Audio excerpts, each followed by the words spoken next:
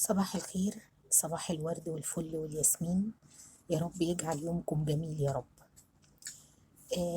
حبيت أفضفض معاكم وأدردش معاكم شوية في موضوع هو متعلق بفيديو كنت عملته قبل كده عن الناس اللي بتنصح بعضها واللي بتتبرع شاكرة طبعا إن هي تقول رأيها في أي موضوع.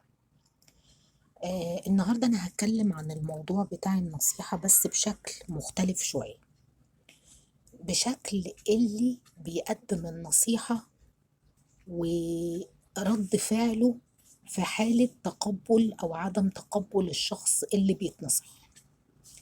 مش معنى إن حضرتك بتنصح حد إنه لازم ينفذ، ولو ما نفذش يبقى هو إنسان مش كويس وهو إنسان عايز يفضل محطوط في المشكلة دي، وإنه ما بيتقبلش النصيحة وإن هو بيقفل لك الدنيا وده كمان يترتب عليه إنك تتقمص وتزعل منه. أنا مستغربة من الموضوع ده واتكلمت فيه بصراحة لأن أنا لاحظت فيه حاجة غريبة شوية.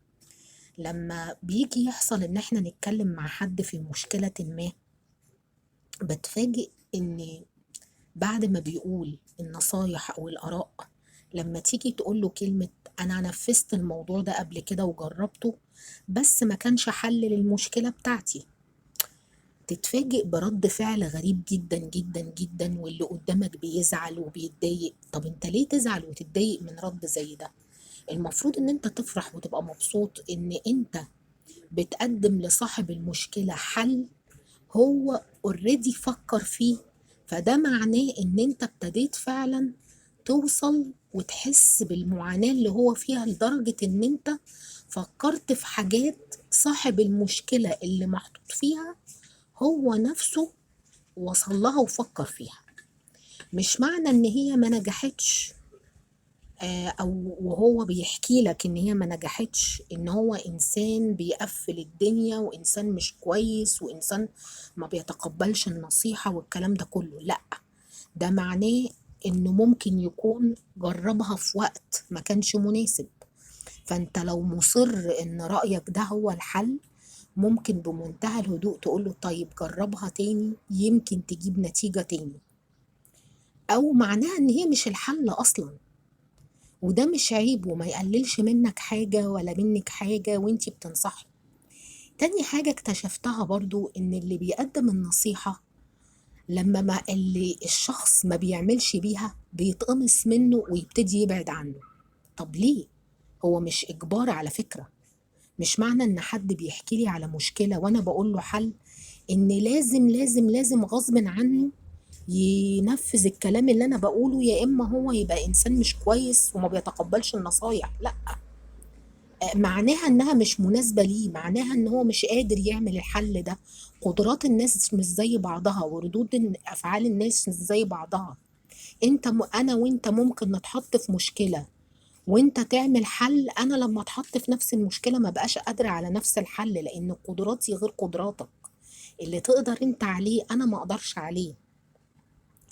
ليه بتخلوا من الفضفضة اللي ممكن تريح القلب وتهدي الناس وتبسطهم وتحسسهم ان في حد بيشاركهم وحد بيسمع لهم، مجال للمشاكل في حياتنا ومجال للزعل والضيق ومجال للمشاكل ومجال للقمص وقطع العلاقات والخلافات؟